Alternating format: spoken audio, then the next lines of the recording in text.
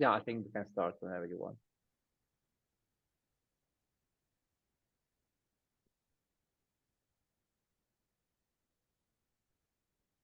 All right, so welcome everyone to this new year of VERB, the Virtual Economics Risk Behavior Seminars, which is a special interest group of the International Health Economics Association.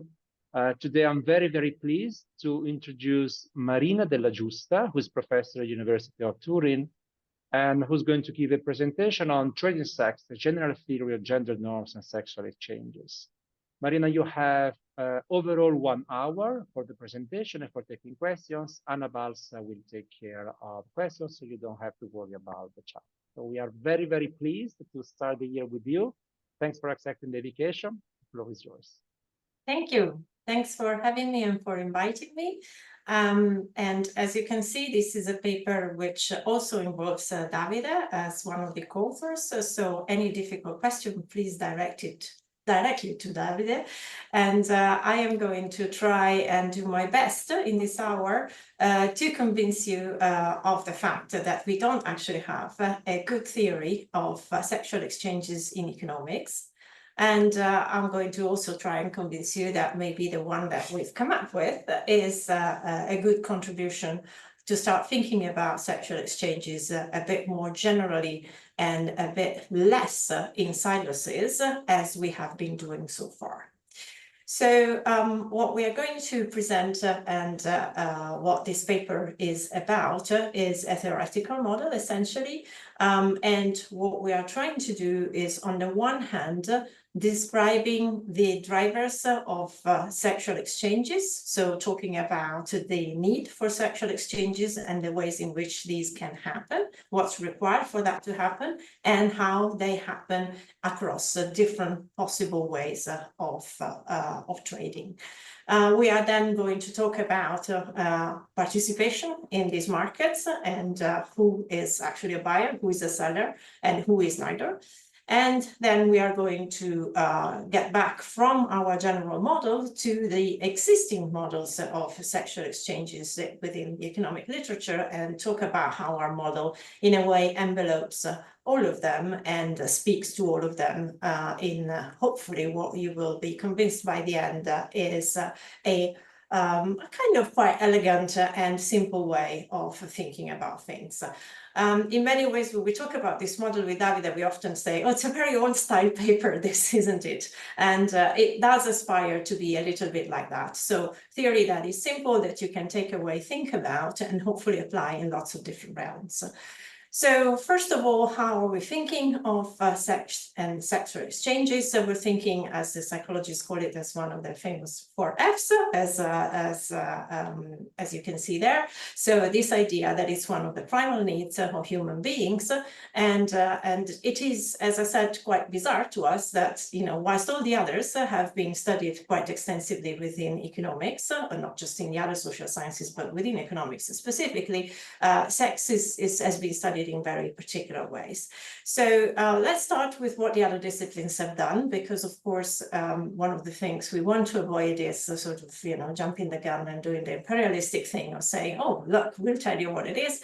We're not saying what it is in a very different way to what the other disciplines are saying, to the extent that we are thinking about, of course, both biological components and psychological components. But, you know, there's a raft of disciplines that have studied sexual exchanges and sexuality precisely because it is so central to the whole, in fact, architecture of human relations.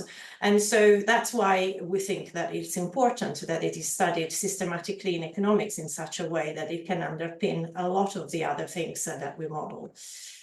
So the way in which we think about sexual exchanges is essentially thinking about the ways they can happen in economic terms. So thinking about the exchange. So an exchange, of course, can be for free or it can be for something else. And so we're thinking of exchanges that are for free and may happen between partners that meet through various arranged ways, including the online existing platforms of these days or the traditional bar hopping of the older generation.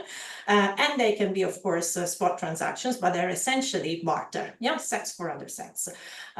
We also can think of sex within marriage, and in fact, when I come on to talking about existing economic literature that talks about sexual exchanges, of course, the marriage literature is a big chunk of that literature, and it encompasses various types of exchanges happening within marriage, including sexual exchanges. And then, of course, the third and more, if you wish, traditional economic way of thinking about exchange is trading things for a price. And in this case, the sex market is precisely the trading of sexual relations or perhaps, you know, as some of the theorists in the field call them companionship services, or whichever way you want to think about it, but essentially there is a price involved in the paid sex market. So these are, in a way, economic already ways of thinking about sexual exchanges. Now, I'm going to try and convince you why it is interesting for economists to think about this. So, well, first of all, as I said, you know, sexual exchanges are at the heart of a lot of the theorizing around household economics and household formation and theories of marriage, in which, you know, sex is one of the things, including companionship, including care, mutual care, and lots of other things that are being traded in a marriage relationship. And why do we care about marriages and stable relationships, long-run relationships? Because household formation has to do a lot with fertility, and has to do, therefore, with the reproduction of the labor force in the first place in economics, but secondly, it has also to do with things like participation to the labor force by women. And I've just put a couple of pictures there suggesting these relationships. You can see different levels of participation of women to the labor force that have to do with their marital status and whether they are in a long-term relationship or not. There's a big difference. And of course, unmarried women are the ones that we know have better careers, that we know participate more in the labor market. So there are productivity implications from it. And of course, the relationship with fertility as well is important because, again, you know, we need to think about who's doing what, and who's doing what is that empirically we know that mostly it is women that supply household work, and it is mostly men that demand it. So all these caring services that are supplied within households are something that essentially women supply and men demand.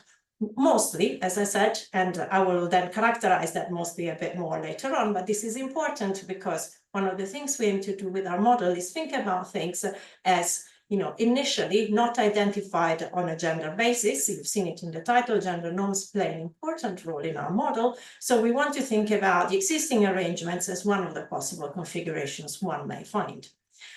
Now, coming on to the kind of paid part, or more traditionally economist market type of parlance we are used to, commercial sexual exchanges are, of course, a form of work. They're also sometimes a form of crime. And of course, we are going on to the literature on crime and risky behaviors. And you'll see that a lot of that has dealt with paid sex markets.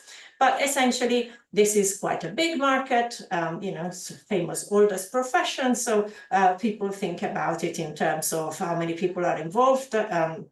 You can look at what's possible in terms of legislation. That doesn't mean that this reflects neatly on what's on the ground. Of course, estimation of numbers involved are very difficult. So you're not seeing bar charts here or precisely estimated numbers, because we're talking about markets that are by and large characterized by a lot of informality anyway, even when they are legal, and very often they are not so. And in fact, you know, the sort of, at most you can see prostitution legal and regulated. It's the handful of green countries you see there for the case of Europe. But if you did a world map, it would be similar. So there's only a handful of places around the world where it is legal and regulated. And even there's a large informal market. So estimating numbers is very difficult.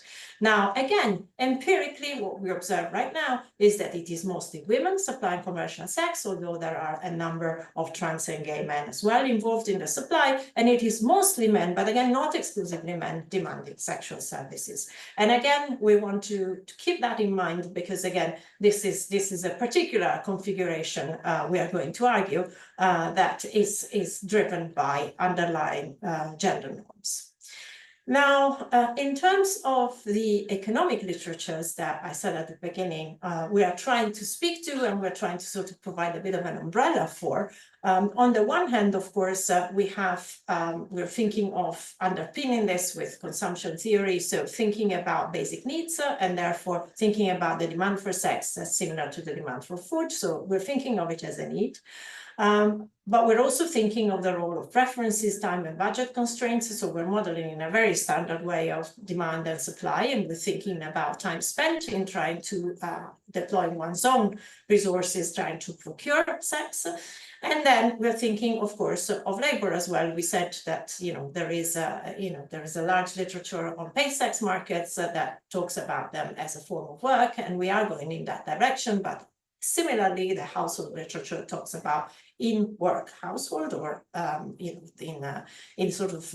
conventional parlance, unpaid work and caring within the household. But those are all forms of work that we also want to characterize in terms of how sexual exchanges may be included in those. So we are going to think about the productivity and labor-specific capital that's involved in the production of sexual relationships, but also the role of technology improvements, things like online dating platforms. What do? Do they make meeting easier? Do they make it harder? What kind of interactions do they favor? And for whom do they favor good interactions is going to be a question we are able to ask with this model. We're also going to talk a lot, as I said, gender norms underpin a lot of what we're going to say. So we are going to talk about the ways in which people accumulate capital and the ways in which they accumulate the relevant skills that are necessary to ensure sexual relations as an important driver of things. And therefore, gender norms, of course, will underpin the kinds of specialization you've seen emerging in those earlier slides.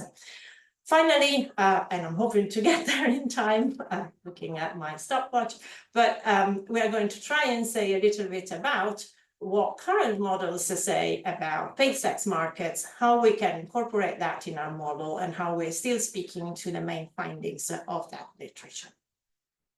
So, in terms of literatures that talk about sexual exchanges, we've already mentioned family household choices, but of course, risky sexual behaviors. So there's a large literature that this audience knows, I think, quite well on sexually transmitted diseases and also on the premiums for risky sex, as well as there's a large literature on violence and crime, violence that has to do with violence at work experienced by sex workers, but also trafficking and gender-based violence more broadly, including spillovers existing that come from the regulation of paid sex markets onto gender violence more broadly in society. Lots of applied papers that have appeared in recent years looking at the effects of changes in regulation in sex markets and the way there's been spillovers in gender-based violence in countries where the market has been restricted. So a big component of this is going to be also thinking about how stigma plays a role there and what regulation does.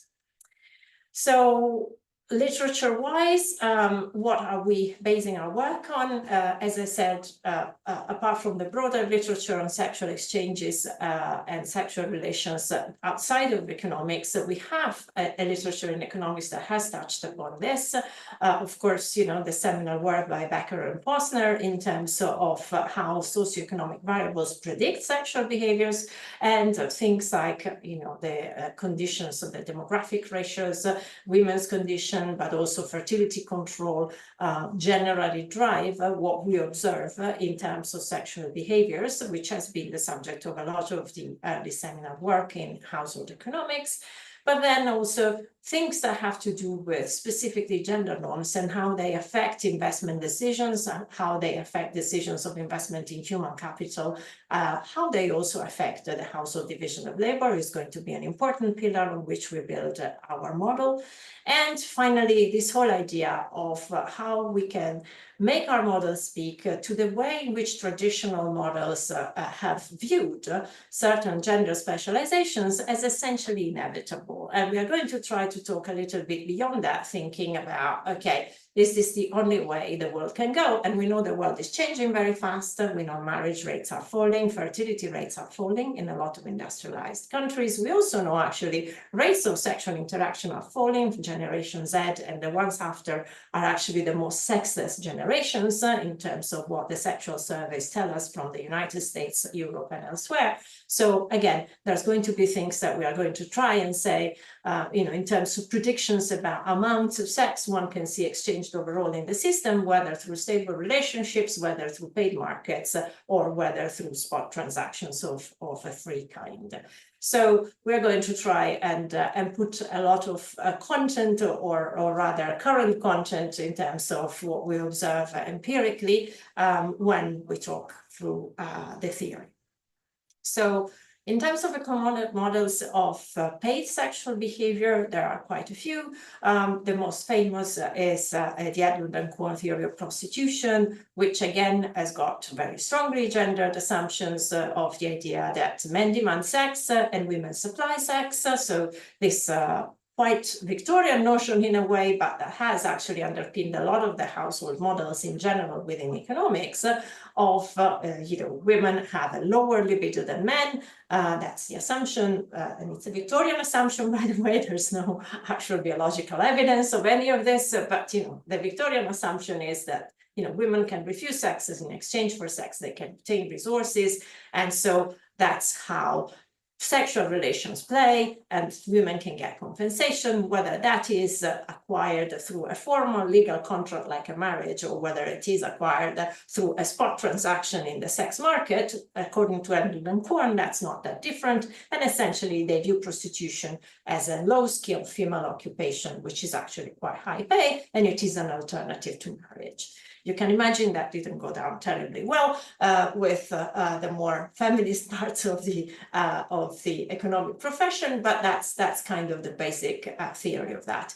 I should say, for the record, actually empirically that's not what's observed, because in fact, the majority of sex workers are married, so there isn't really this massive stigma that impedes marriage for sex workers.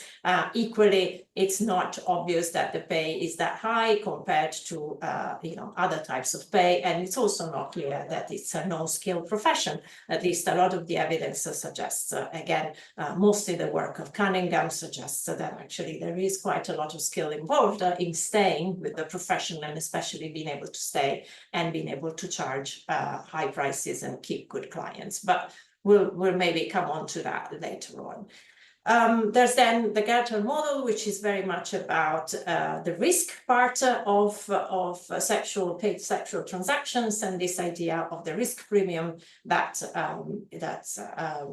sex workers are able to charge for clients that demand unprotected sex. And of course, the association of that with sexually transmitted diseases, and also the public health implications that flow from that.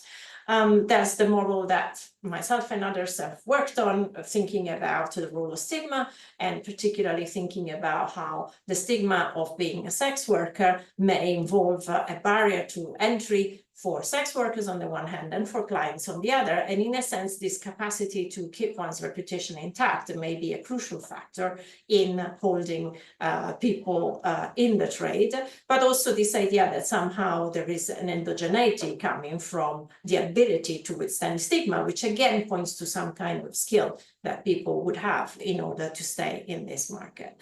The recent contributions mostly applied that have looked at the effects of policy are very interesting. I mentioned some even earlier on in terms of spillovers on society of regulating more restrictively sex work. But there are lots of research on trafficking, on violence against women, on STDs, again, large literature thinking about the public health implications of different modes of regulating the sex trade. Now, the way we try and think about modeling this is, let's sort of think initially about this sex as a need, and thinking about how people can deploy their time to satisfy this need for sex. As we said at the start, a little bit like we would be thinking about the demand for food, say. And of course, people need to deploy time for this purpose, and they also need to work. So very standard economic model. And one of the ways in which they can be employed is as sex workers. So the main idea is, because people can exchange sex both in an unpaid work market and in the market for sex, what is the differentiating crucial factor between those two is that in the unpaid sex market, there is no price, of course, but sex is uncertain. So one can have a meeting with someone for the purposes of having a sexual transaction, but that can go either way.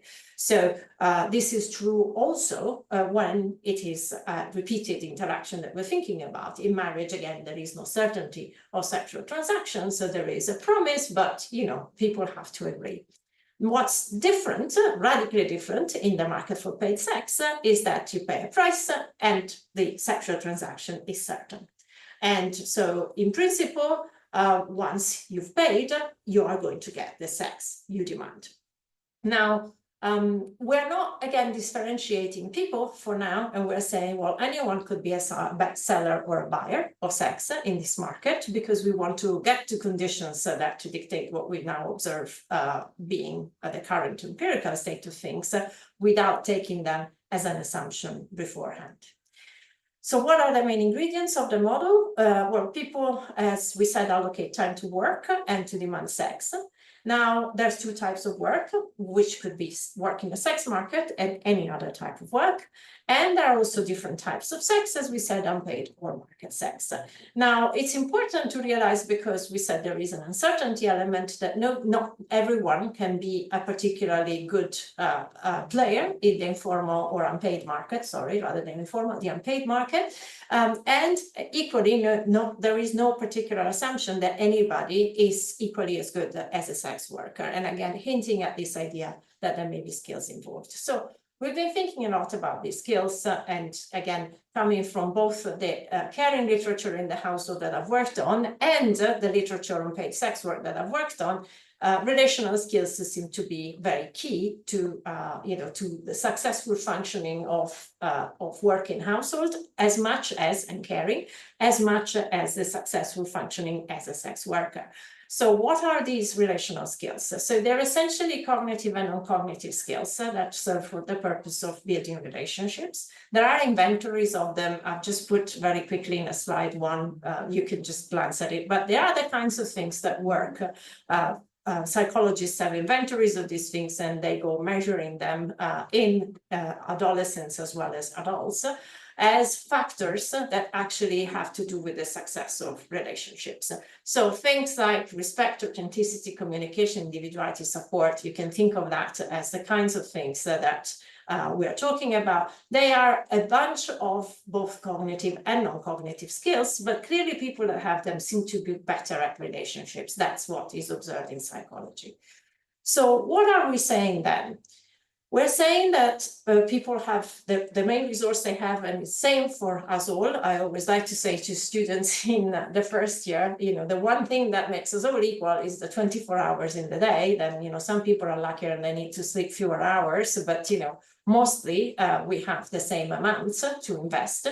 And generically, what we're going to think about is, okay, if there is a need for sex and a need to work, then we can think about time divided initially between time that we spend working and time that we spend procuring sex. Now, we said there are three ways in which we could do this. We could spend time working in household production in the house.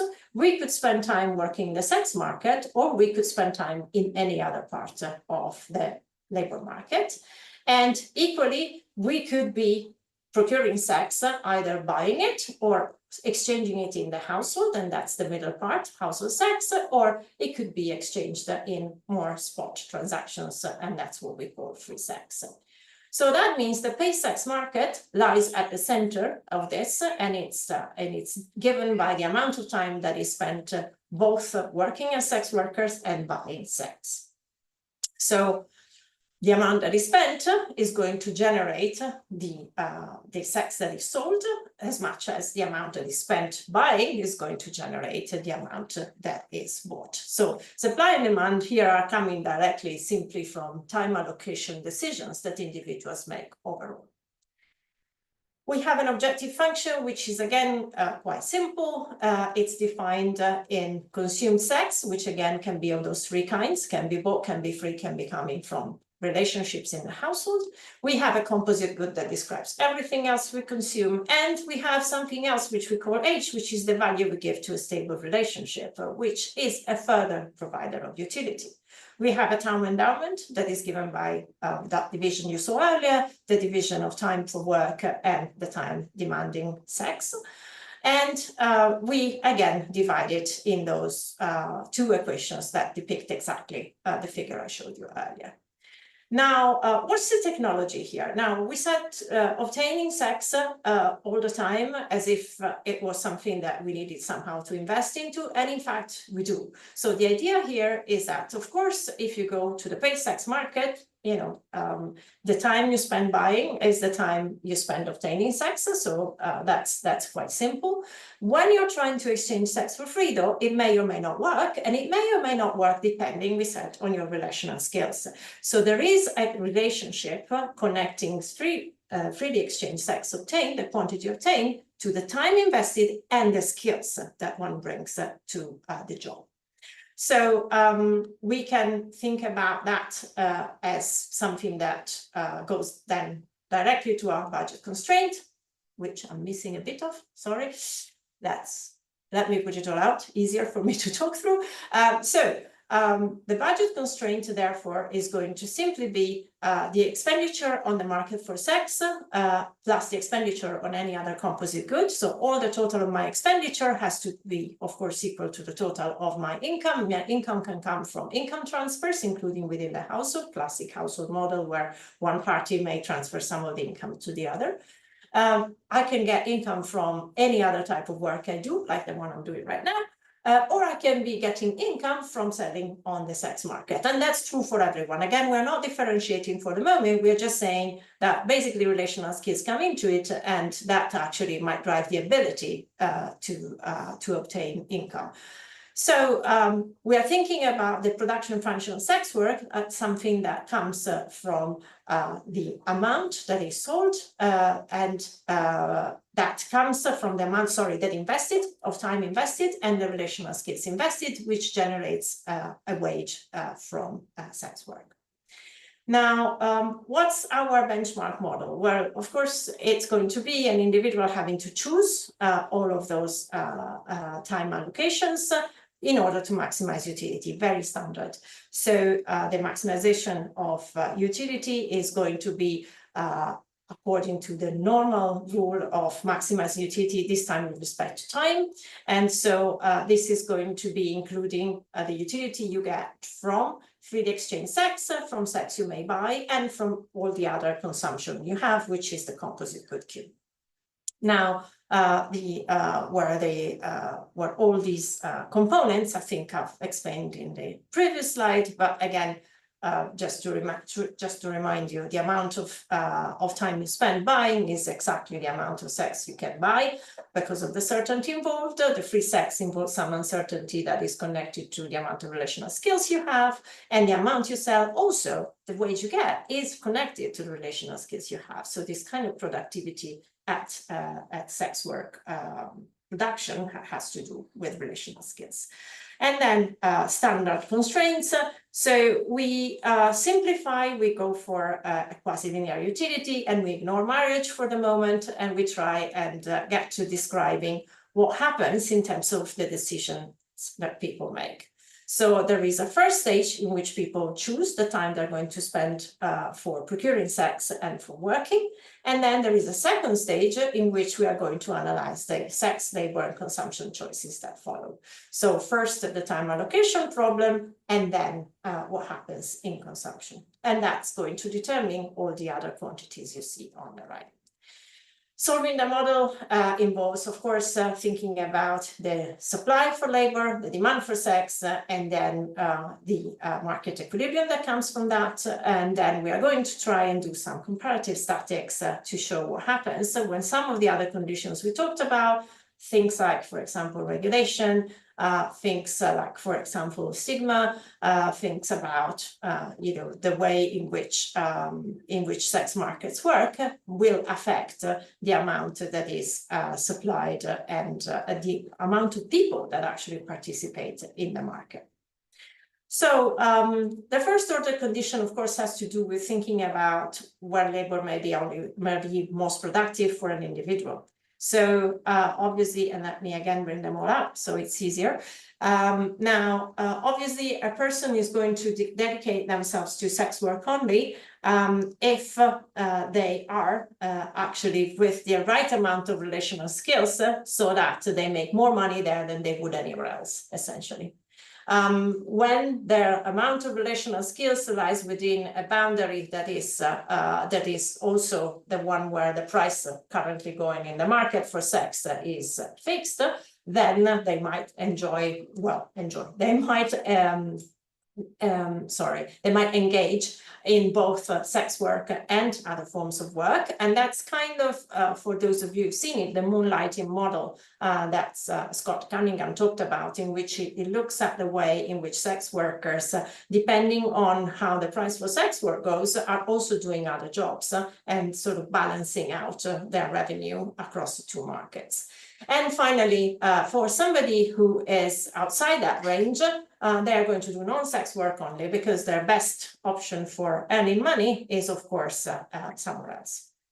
So that is for labor productivity, and that's graphically how it works. So you can think about relationship between the price of sex in the current market, which of course, it's a classic model in which you're sort of a price taker, and relational skills. So depending on your relational skills, and depending on the price of sex, you might engage only in sex work in the upper part of the quadrant. You might engage in a bit of both, or you may only do non-sex work. So we can establish somehow in this way a relationship between price of sex and relational skills that gives us an extensive margin for both sex work and non-sex work, as well as kind of this area in between. Now, individuals with stronger relational skills, therefore, are more likely to be sex workers and also sell more sex, conditional on being a sex worker, which is kind of what the evidence suggests, that they're doing better the more they have good relational skills. Individuals with low relational skills are more likely to work in non-sex related jobs. And if anything, they might be more likely to be paid sex buyers rather than freely exchangers. But we'll come to this. The demand for sex, so which type of sex is demanded? Again, very standard, and let me bring it all out because I've got all your faces there and I'm trying to see the slides as well as see you all. We are going to have free sex only again, or a combination of free and market sex or market sex only, again, depending on this productivity as well as the ability to procure in this case, the utility one gets in this case from free sex compared to the utility one gets from buying sex. And again, these two things might vary and might vary by individuals. So we're not, again, making assumptions about who's there. So we're not actually saying that there is a different propensity to enjoy more free sex by other characteristics. We're saying this is a preference that people may have. We are assuming, of course, there may be some disutility from supplying paid sex, which is something that, again, goes in the direction of the literature. And we are assuming also that some people may have some aversion from demanding paid sex.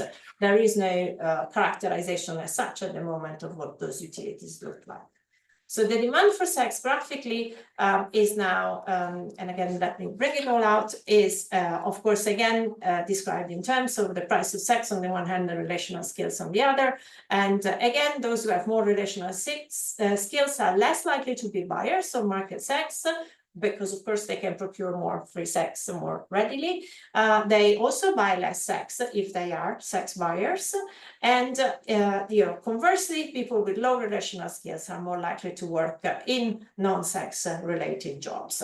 So of course, as you might expect, we're putting it all together and we're trying to establish now, a sort of idea of a characterization, a partition of people, individuals, into those who are definitely likely to be sex workers, those who are definitely likely to be non-sex workers, and also who is actually definitely a sex buyer, which, as you might expect, those people who have low relational skills are those who are most likely to be sex buyers. Those people with high relational skills are most likely to be sex workers. But, there are also people who are not wanting to purchase any market sex. And equally, this is going to be varying across people depending on relational skills, depending on preferences. So, so the question now comes, of course, why is it that sex sellers are mostly female and sex buyers are mostly male?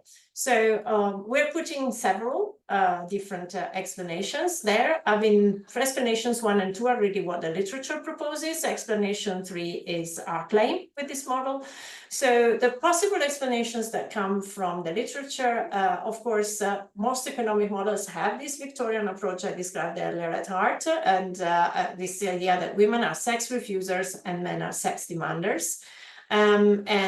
Equally, the biologically explained stories go with women having innate caring abilities and men being hunters. Now, these kind of ideas are very much around, and sort of stereotypes that we probably experience every day. Half of the jokes we get sent on a daily basis or told on a daily basis include some of this. I mean, there is really no evidence in any of the biological and medical research that there is a difference in desire between men and women. And interestingly, actually, in the Middle Ages, there was no belief that women had less sex desire than men. In fact, it was believed to be the opposite. One of the interesting stories about the evolution of ideas around sexuality that we came across was the fact that once it was discovered that women could actually be pregnant without an orgasm, that is kind of the moment that Victorian ideals of, women can and should hold on to virtue because, in fact, it's not essential. And the only thing that is essential, of course, about women and about sexuality of women is that it is for procreation. And since pleasure is not needed for that, then it must mean, therefore, it must mean, it's a kind of circular argument, that women have low desire and lower desire than men. And there's a whole promotion around that time then of this idea of women keeping virtue. And actually, it's not strange that this kind of, we're talking actually people born in the 40s and 50s, right, in the models that we still carry around from the 70s and 80s, that would still be a sort of a widely held belief. Now, our claim is that gender norms and education are what is actually driving this specialization that we do observe empirically, of course, and this specialization is actually coming and causing, a set of outcomes that we observe, including the ones we mentioned in terms of who's selling and who's buying, or who's caring and who's earning money outside the household. And these things also drive pay gaps in labor market earnings, and they also drive stigma in paid sex markets, because of course that's also part of what explains prices in the sex markets, as we'll see later on. So we are trying to think about the way in which people accumulate human and relational capital as drivers of where they actually end up getting their earnings from, and drivers also of how they end up constructing their idea of desire and their preferences for sexual exchanges happening across markets. In fact, a lot of the sort of changes in ideas of sexuality and changes in ideas of also what is a sort of fair division of labor or a fair rate of pay for women are all connected very much to the same movements of sexual liberation of the 1950s and 60s. So we're trying to sort of think about how gender norms changing have caused this specialization, and trying also to trace, not in this paper, but we'll be trying to trace empirically also how these things vary across societies to support our claim a bit more empirically. So it's a classic demand and supply model. So you expect to see a demand for sex, which by now, you know, all the variables that are involved in this. So we have a classic demand that comes from the amount that is bought. And of course, it's connected to prices. And the same for the supply. And we have, of course, a market clearing price of sex, which is where demand equals supply. And it's your classic 101 diagram of demand and supply of commercial sex as a function of price.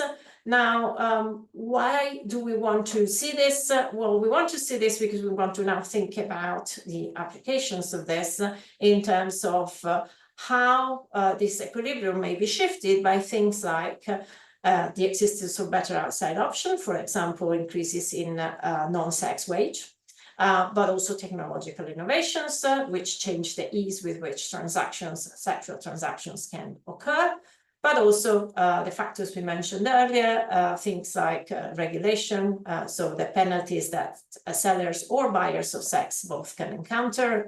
You know, you may have heard of the Nordic model of prostitution regulation, which essentially tries to shift the penalties on the clients in order to get to abolish prostitution. It's still an abolitionist model at heart, but trying to place the onus on the clients and the effects that it has. Now, we are going to try and say something to that literature too, but also the probability of unpaid sex and, you know, the extent to which stable relationships happen and the extent to which, you know, casual sex happens are also some of the predictions we are able to talk about in this model. So just to go through sorry, I'm just looking at time. Just to go through this, which, as you can see, it is moving because this is the wonderful things that Davide is able to do, GIFs on our on our diagrams. So the idea here is that you've got supply, you've got demand, and we are changing the wage. So as the wage for other work increases, of course, there are fewer people that are going to be sex workers because they have better earning options outside. Now, what happens if there is a stigma increase? If the stigma is placed on sellers, as is in the Nordic model of regulation of prostitution as suggested, then what we expect to see is actually, again, a reduction of the extent of the market. And now, of course, we are also having to think about who's going to be left in that market. We are not actually, again, distinguishing between types of clients and types of workers as well. But again, to remind you, the literature suggests that these kinds of regulations have an effect in partly reducing the market, but also partly creating conditions where there is a selection of the type of people that are left in that market. So we're not speaking to that yet, but again, the model is capable in principle of thinking about the preferences of the sorts of people that are left. So there is an increase in wage, but of course there is a lower indirect utility there when this happens. Now, this is a different case. So we are looking at, we are changing the probability of free sex. And the probability of free sex, of course, reduces the extent to which there's going to be a market for paid sex because they are not entirely direct, but, you know, they are substitutes.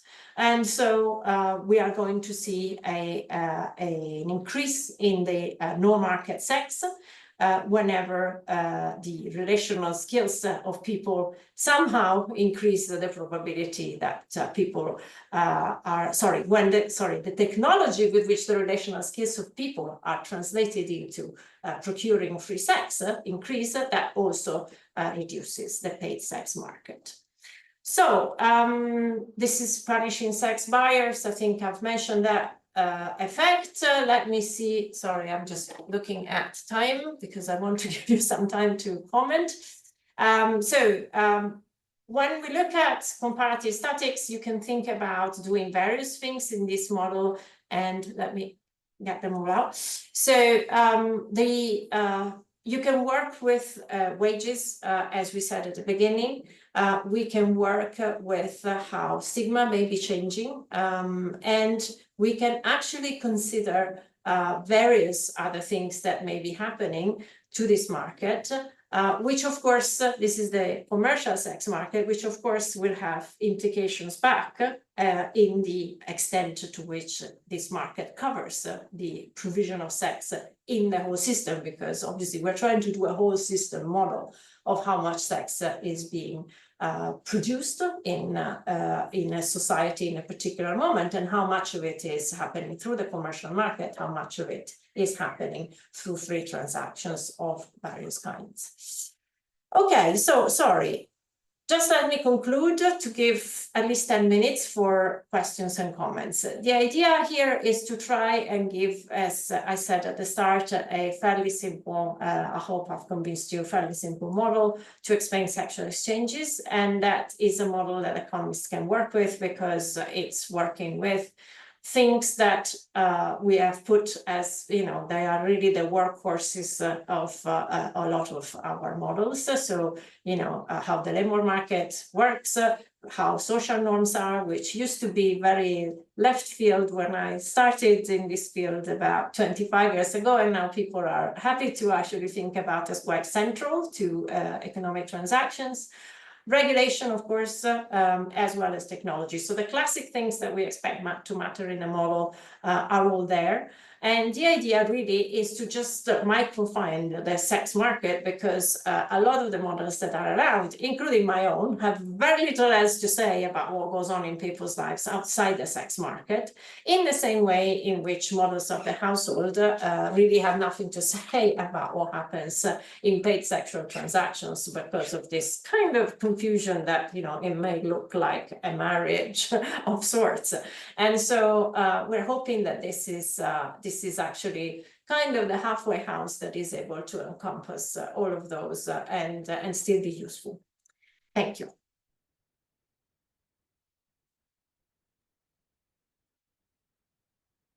Thank you very much, Marina. Very interesting. I don't know if there is any questions for Marina. Do you want me to still have the slides on, or shall I? Because I would like to just stop, and that way I can see you all. Is that okay? Yes, that's okay. And okay, yeah. If there's a request for slides back on, I can put them back on, but at least I can see some people. Oh, and little people too. Hello, little person. Yeah. I have one question actually. So did I get it correctly that you sort of assume that these relational skills are something fixed? No, I think this is something you accumulate like human capital. But then when you're an adult, that's what you've got. Think of the classic, I guess, the Heckman-Cunha model, right? Which is what we are seeing more and more with in the non-cognitive skills literature, that this kind of emotional skills, you either develop them in the early years of life, where it's really hard to catch up later on. So same as human capital. It's a thing you accumulate, and people may be pushed into accumulating them more or not, or in fact be positively kept out of accumulating them in some very standard traditional gender households, right? Yes, but still, so there's no sort of additional accumulation when you sell or buy more sex. Probably not as such, because I mean, this is really a bit. You're thinking on the job, human capital accumulation, and on the job relational skills. I mean, there may be, we're really agnostic about that. It doesn't, for us, for the moment, there is no, we're not really wanting to make any hypothesis about these skills that differs very much from anything we hypothesize about human capital. So maybe there are crucial years and their returns may be lower. That's why I said that maybe I'm doing a Cunha-Heckman model for you right here. But, a kind of, the returns from investment may be lower when you're grown up, but, they may still be there. I mean, the thing is, there's also, there's an element of, there's only so much you can accumulate in both, right? So, yeah. All right, thanks.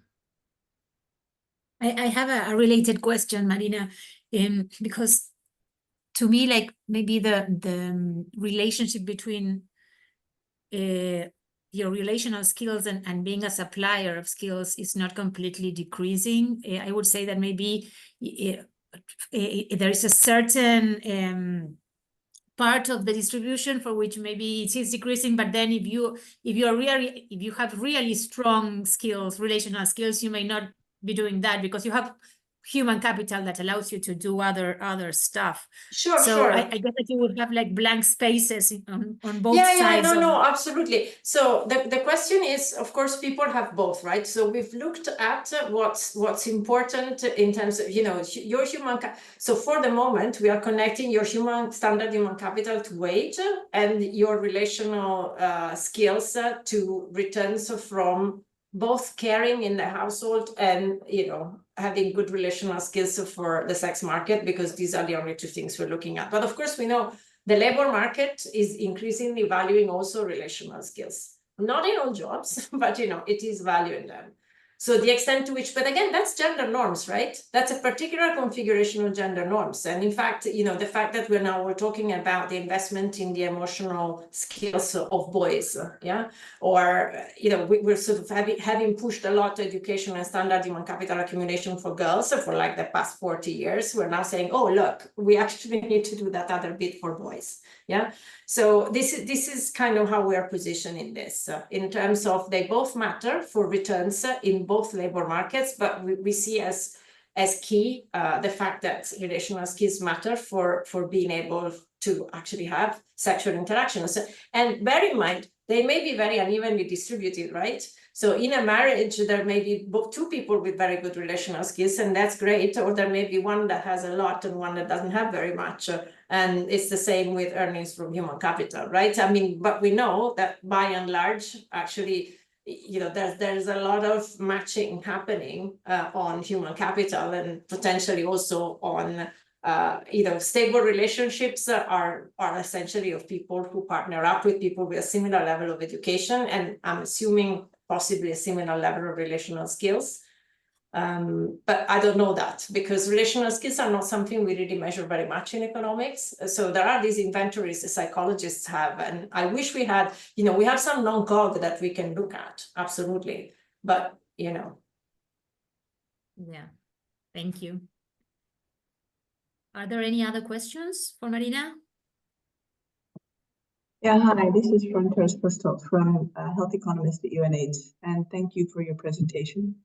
I shared the concern that Anna raised in terms of the opportunity cost of people with relational skills, because there are a lot of typical female roles where relational skills are extremely important. Nursing, hosting, all of these skills. Yeah. So it seems to me the greater relationship skills, the more cost there is to sex work. That's the first thing. sorry, no, I didn't catch the last thing you said, that the relational skills are lost in sex work. No, What I did you said say? the greater the relation Yeah. skills that Yes. women have, Yes.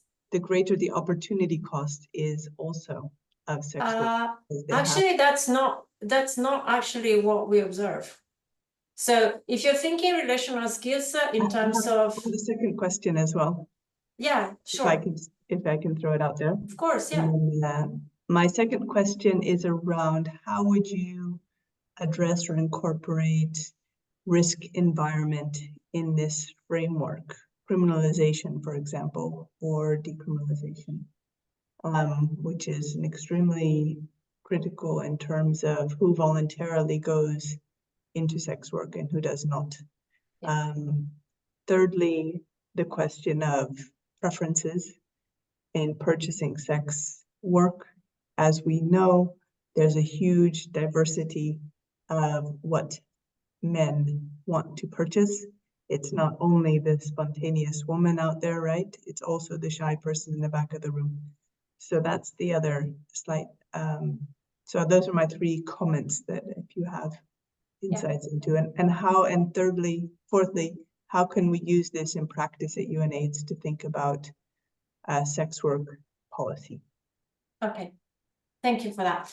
So, so the first question on relational skills of sex workers, actually, the evidence is that in terms of so in sex work, there are there are a number of people who are trafficked, who are drug addicts, who are under no conditions for that to be defined as a form of free work. And I always stress that, because the fact that we say sex work is work doesn't mean that this is nice work, okay? Now, the evidence of those sex workers that are actually, the surveys that I know of, at least in this literature, and the people I've spoken with over the last 20 years in this area, is that actually people who manage their personality and their situation in that work and are able to keep things separate require a particular set of skills. And so they are actually, if you look at that list, they are relational skills. And so the sex workers that have, this is the better end of the sex work, where you have relatively selected clients and are paid relatively better and have less quantity and more quality of clients, are actually workers that provide what are called companionship services. And those require actually listening and talking a lot. So these are exactly the kinds of things you just mentioned about the nurses and the teachers and the doctors, exactly those. And actually, if by being able to do these things and also keep to yourself, you can handle mental health patients or all sorts of difficult things that doctors and nurses handle, this is very similar to what sex workers also handle. And maybe unpopular to say that, but any in-depth interview, even with teams of anthropologists I've worked with sex workers, that's what comes out. Those are the skills. These are very resilient people with very good relational skills. So I don't think the skills are all that different. Now, the opportunity cost, of course, is super high, and it's super high mostly for what I've always thought at the beginning, the stigma associated with what you're doing.